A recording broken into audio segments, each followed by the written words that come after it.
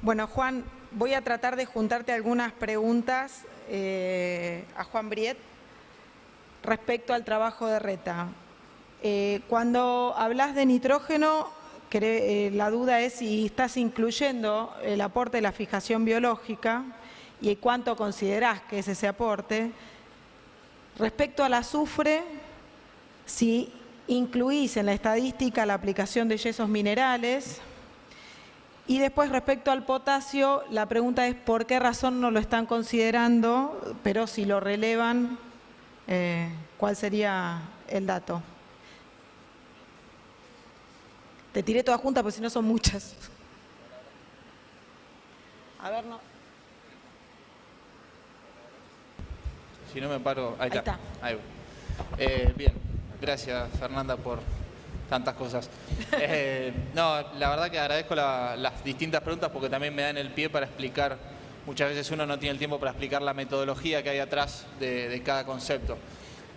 Vamos por partes. En principio, el nitrógeno tenía que ver con la fijación biológica. La estamos considerando cuando hablamos de extracción. Lo que hacemos es tomar los modelos de caja negra que se les llaman, que son utilizados por muchos trabajos de fertilizar, de IMNI. Los coeficientes también coinciden. Consideramos la extracción que se hace y también la fijación biológica, la tomamos al 50% y en los balances se toma en cuenta. Lo que hace a azufre incluía bien, las fuentes que consideramos en el relevamiento que se hace cada 2 años son fertilizantes nitrogenados, fosforados. En el caso del azufre tenemos sulfato de calcio, algún PMA azufrado. Y después todos esos fertilizantes tienen hecha la equivalencia a nitrógeno, a fósforo y azufre. Puntualmente en el caso del potasio simplemente no se está considerando, pero porque este es un trabajo que ha ido evolucionando. En el primer relevamiento tampoco teníamos la caracterización para azufre, pero simplemente por objetivos iniciales no se había hecho. En este segundo relevamiento sí se consideró. Y la idea justamente de compartir la investigación que hacemos es esto, que con el aporte de ustedes, que entre todos podamos mejorar. Si mañana podemos tener la caracterización para potasio, simplemente hacer el cálculo y ojalá estemos presentando acá de vuelta ya más completo. Pero es simplemente un tema de la dinámica que tuvo la evolución del trabajo. Bueno, gracias. Fernando, ¿cuáles fueron las principales limitantes que ustedes identificaron en la generación de brechas para cada cultivo?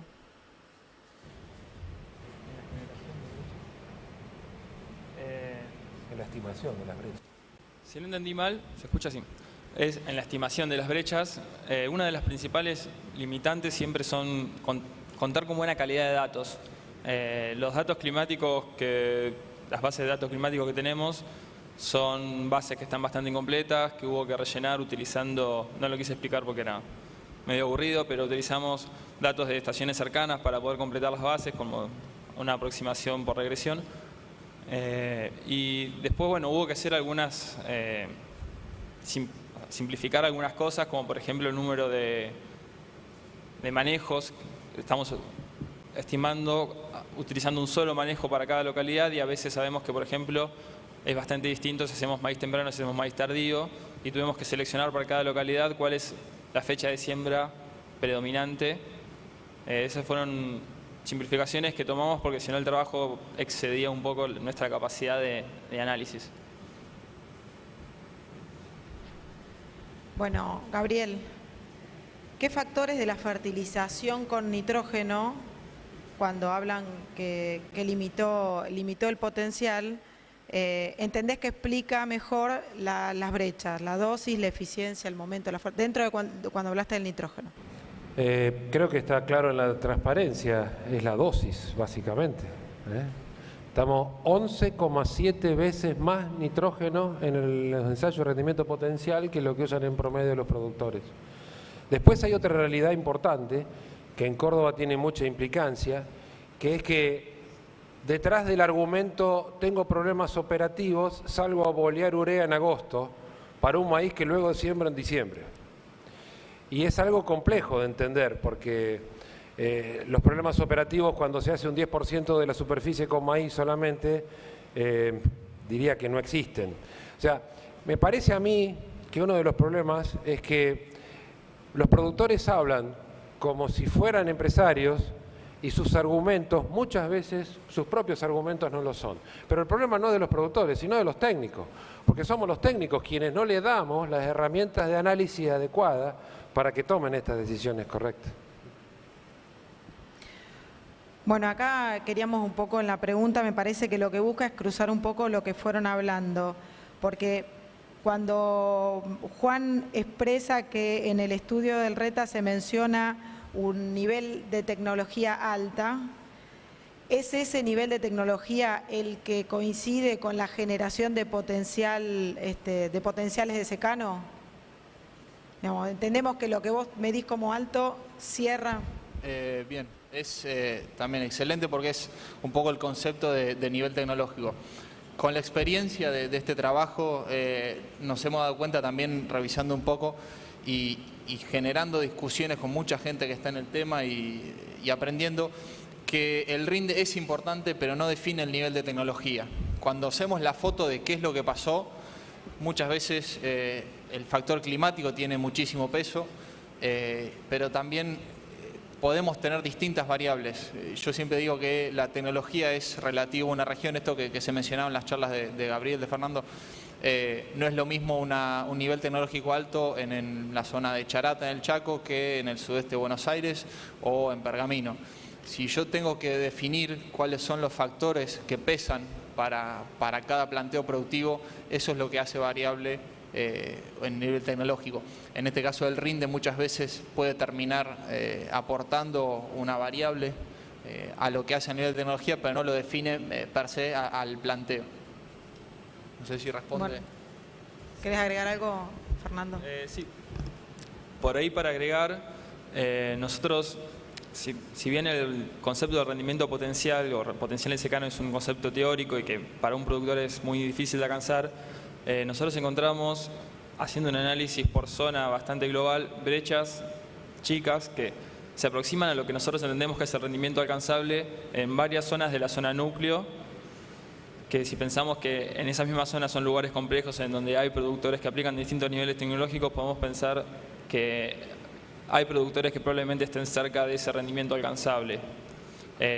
Con los próximos pasos que vamos a dar, pretendemos por ahí analizar un poco más cuál es la diversidad que hay en cada uno de estos lugares entre los productores y ver si realmente hay productores que están llegando a ese rendimiento alcanzable. Por ahí agrego algo a lo que decía y en relación a lo que planteaba Gabriel en su charla. Muchas veces uno ve que se asocia la alta tecnología a tirar más fertilizante y muchas veces no es así. Nosotros vemos que los planteos de alta tecnología, cuando uno ve las variables, las tablas, los datos, son los que ajustan las dosis de fertilizante, los que aplican menor cantidad de fitosanitarios o productos de mejor calidad o inclusive menores dosis. Con lo cual muchas veces eso también hay que tenerlo en cuenta cuando definimos el planteo productivo y obviamente después el rinde que se obtiene. Sí, el nivel de tecnológico alto no se asocia a kilos de más insumos, sino a mejor aplicación. Lo que hay que recordar que mucho más importante que la tecnología de insumos es la tecnología de procesos. Claro. Entonces creo que esto aclara que la cantidad muchas veces no explica la productividad. Bueno, un poco, Gabriel, asociado a esto que hablamos del nivel de tecnología. En la zona núcleo, cerca del 70% de la superficie sembrada es arrendada a quintales por hectárea fijos, con lo cual la variable de ajuste muchas veces es el paquete tecnológico y se resigna rinde, es lo que presentaron. Entonces, ¿cómo ves esto para los próximos años? ¿O cómo va a impactar esto en los próximos años? Bueno, yo creo que la tenencia de la tierra es uno de los grandes problemas para la sustentabilidad. Porque yo también soy asesor, también siembro, y toda mi siembra la hago en campo alquilado. Y es muy difícil manejar eso cuando además se tienen unos valores en el arrendamiento de la tierra que es muy alto. Creo que ese es un dilema que va más a una discusión en lo social y en lo político de qué hacer con el medio ambiente que en lo predial. En la discusión predial, yo la alternativa que vi frente a todo esto fue sentarme a hablar con el productor, con el dueño de la tierra, explicarle qué va a pasar en el mediano plazo. Si yo les quiero ofrecer a ustedes un campo en alquiler, este tiene 5 partes por millón, este tiene 22 partes por millón, ¿cuál quieren alquilar? El de este lado. Este porque es más barato, decimos.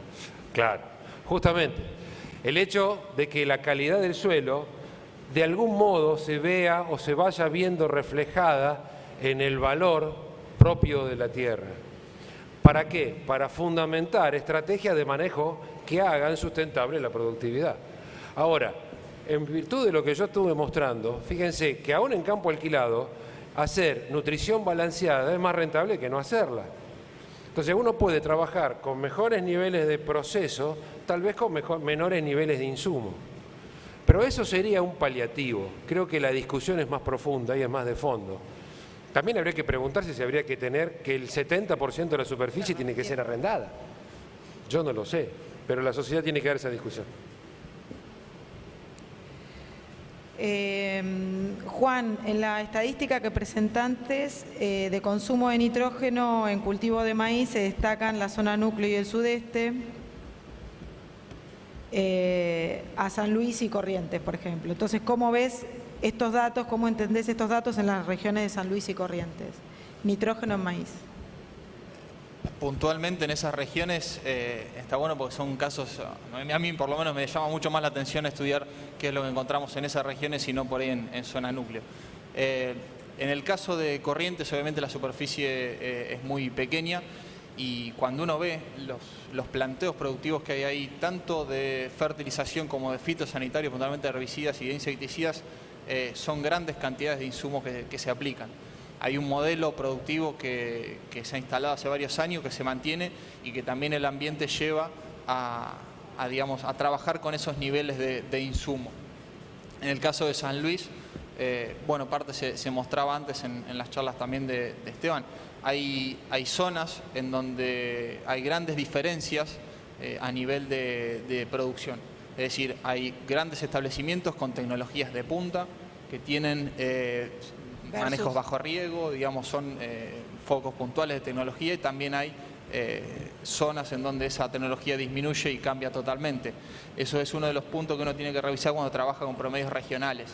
Por eso también siempre nos sirve comparar un poco lo que mostraba Gabriel, digamos, también Fernando, las bajadas a tierra y los ensayos con estos datos regionales. Creo que la interacción entre la información nos ayuda a entender mejor dónde estamos parados y a tomar las mejores decisiones puntualmente para nuestro establecimiento o para la región si es que estamos manejando ya políticas a nivel regional.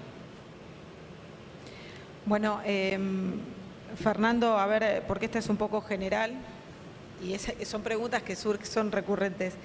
En el caso del relevamiento que vos has hecho para este trabajo, que fue importante también a nivel de referentes, ¿a qué se sabe por qué se aplica menos tecnología en ese relevamiento que han hecho? Si tiene que ver con lo cultural, con lo político, con lo económico, ¿a qué lo atribuyen en mayor medida? Algunos se la tenía que hacer. No, al momento de cuando vimos los resultados, obviamente que uno empieza a formular hipótesis y a ver, pensar cuáles pueden llegar a ser las causas. Una de las cosas que encontramos, más que nada para maíz y para trigo, es una alta correlación entre lo que fue la ganancia de rendimiento en los últimos años en cada una de las zonas respecto a la brecha actual. Es decir, que hay zonas que el rendimiento en los últimos 20 años aumentó significativamente y esas zonas son en las cuales las brechas son menores, llegando casi al rendimiento alcanzable, y hay zonas en donde, si uno ve la serie histórica de lo que fue la evolución del rendimiento, prácticamente no aumentó casi nada en los últimos 20 años, o muy poco. Creo que eso habla un poco de lo que fue la adopción tecnológica en cada una de estas zonas. Por supuesto que esto también hay que mirarlo a niveles menores y más de productores individuales, pero haciendo un análisis a gran escala, esa fue una de las grandes causas que encontramos. Después seguramente va a haber otras cosas, como por ejemplo, una de las cosas que analizamos son los costos que tienen cada una de las zonas, que no son similares. Más que nada, por ejemplo, no sé, en maíz lo que es el costo del flete influye mucho. Y eso también influye sobre cuál es la tecnología que están dispuestos a adoptar los productores en cada una de las zonas. ¿Querés agregar algo? No, coincido totalmente con lo que dijo Fernando. Bueno, Gabriel, acá hay dos preguntas sobre fósforo. Una, si podés decirnos el dato de fósforo inicial de los suelos o del fósforo disponible en suelos en la zona de estudio. Y respecto al fósforo también, pone fertilización de fósforo en línea o al boleo antes de la siembra, eficiencia según tipo de suelo. Bueno, ahí hay un poquito de todo. El ensayo de rendimiento potencial es el campo experimental de la universidad que durante 50 años se loteó para hacer vivienda, no se hizo, estuvo 50 años con pasturas naturales. O sea que es un campo fantástico. Por suerte ya lo hemos puesto en línea con lo de los productores porque hace 15 años que lo estamos trabajando, no lo hemos tratado muy bien, así que ya se parece a uno normal, pero está con 18 partes por millón de fósforo. Por lo tanto, todo el manejo que tratamos de hacer en el campo experimental es a reposición, para tratar de sostener esos niveles. Tenemos bastante más información de la que mostramos y hemos hecho muchos ensayos, sobre todo en agricultura de precisión, de fósforo al boleo y fósforo al momento de la siembra. Va a haber un panel, está Rafael Navile, que vino conmigo y es su tesis de grado, donde justamente evalúa este efecto y hay diferencias importantes. Y para el caso del maíz en Córdoba, las aplicaciones de fertilización al boleo en invierno o en invierno en los fines de otoño han dado muy buenos resultados, sobre todo en siembras de maíces tardíos, porque justamente hay tiempo suficiente para que ese fósforo se incorpore. Y muchas veces utilizar dosis de reposición en los campos llevan que sean muy altas para ponerlas a la línea, ¿no? Y haya que dividirla. Entonces se divide. Y el trabajo que hemos hecho con fertilizar en soja, de la cual no hablé porque la soja se defiende sola, yo vine aquí a defender al maíz, es igual que... Martín Díaz ahorita mañana la va a defender un poquito. Bueno, sí, me imagino. Pero para mí la soja es la chica mala.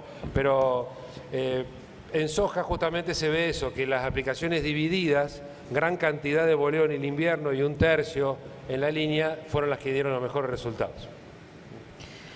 Una más para vos, Gabriel. Hablaste de zinc y dice el zinc, la mejor eficiencia, ¿vía foliar o como fertilizante de base? Yo he evaluado cura semilla, foliares, sólidos en la línea, zinc solo como sólido y zinc con fuentes nitrogenadas, sobre todo la del Sol Mix Zinc. Todas tienen muy buena eficiencia. El problema son los niveles, por un lado la relación de precios, cada uno deberá tener ese rango, y también los niveles iniciales. El nivel crítico de zinc, Hernán Echeverría y Barbieris están ahora justamente compilando información generada por todos los grupos de investigación del país para hacer un artículo con eso. Está muy cerquita a la 1 parte por millón de zinc en el suelo mediante DTPA como extractante. Ahora, un barrido de 80 muestras de zinc del sur de Córdoba da que solo 7 pasan ese nivel, 72 están por debajo. Y hay muchos lugares donde estamos con 0,13, 0,12 partes por millón de zinc. Son niveles extremadamente bajos. Nosotros tenemos en Córdoba respuesta a aplicación de zinc en soja, que no es frecuente. Obviamente también tenemos respuesta a aplicación de zinc en trigo. Entonces, lo que me parece es que si uno tiene niveles tan bajos, lo que hay que hacer es poner zinc y sobre todo con alguna fuente que ponga bastante. Si me permiten elegir, posiblemente me vaya para el lado de los sólidos. Pero me parece que hay que integrar tecnologías. Entonces, ¿por qué no usar un cura semilla que le va a poner al lado de la plántula gramos de zinc que no van a ser tóxicos para que esa planta absorba? Por supuesto que conviene. ¿Y por qué no aplicar un foliar si es que no me alcanza a cubrir? Porque todo lo que hemos hecho con, por ejemplo, el SZ de Mosaic mejora el desempeño nutricional del cultivo, pero no lo cubre totalmente. Todo lo que hicimos con Sol Mix Zinc, cuando te pasás de dosis de zinc, empieza a ser fitotóxico. Entonces no habría que descartar al foliar tampoco. Creo que son herramientas que son mutuamente complementarias y que cada técnico deberá de ser como las sincroniza en cada campo en particular. Sí, lo que está claro es que los niveles de zinc son muy bajos. Mostrando la necesidad de y aplicar. antiguamente no había respuesta en maíces tardíos, ya la tenemos. Y parece ser que los niveles críticos de zinc de los maíces tardíos son mucho más altos. Trabajo que estamos viendo con Matías Sachs de Bunge, parece que está arriba de una parte y media de parte por millón de zinc en maíces tardíos. No tenemos muy claro por qué, por eso no lo presentamos, pero bueno, creo que hay bastante tela para cortar ahí. Y uno de los problemas más graves del zinc, que me lo preguntaban, no es los 5, 6 o 7 quintales que tenemos de respuesta en rendimiento. El problema más grave de zinc es que está directamente relacionado con la síntesis de auxina. Y como vengo del departamento de Río Cuarto, donde tiene base el mal de Río Cuarto, este problema de la síntesis de auxina va a hacer que en la próxima epifitia, que debe ser 2016-2017, anoten por ahí, porque tiene un ciclo de recurrencia cada 10 años, y la última fue en el 2006-2007. Digo porque todo el mundo baja la guardia. Y cuando bajamos la guardia con el mal de Río Cuarto, la piña viene acá. Entonces, lo que hay que hacer es cuidarnos y protegernos, y el zinc es una buena herramienta. Clarísimo. En los dos trabajos de relevamiento, la consulta es si tuvieron información sobre rotaciones en cada zona, si se relevó ese dato. Sí, nosotros dentro de las encuestas que hicimos a los asesores de cada una de las zonas les consultamos por las rotaciones, pero de todas maneras para simplificar las simulaciones y viendo cuál es el área cultivada con cada cultivo en cada una de las zonas, hicimos la simplificación de asumir que todos los cultivos tienen como antecesor soja de primera. Pero es un dato que lo consideramos, pero no lo tuvimos en cuenta para las simulaciones. Puntualmente por el lado del reglamento de tecnología que hicimos nosotros los 2 años, las rotaciones es uno de los factores que define a la alta tecnología. No es el único, obviamente, sabemos que es un factor importante, pero no es el único, pero no lo tenemos definido o por lo menos estandarizado. Esto lo hilo también con la pregunta que hubo anteriormente a las causas de la adopción de tecnología. Y hay un trabajo de INTA, que es el antecedente fundamental de lo que es concepto a nivel tecnológico en Argentina, que justamente identificó las brechas entre adopción de tecnología y las restricciones a nivel de productor. Entonces, para el que le interese lo puede buscar. Se llama perfil tecnológico y tiene identificado las restricciones a la adopción de cada práctica en cada zona y en cada rubro de producción, que es muy interesante. Y va un poco esto, ¿no? La parte más sociológica o de adopción a nivel de tecnología. Bueno, creo que nada, yo estoy contenta con el panel,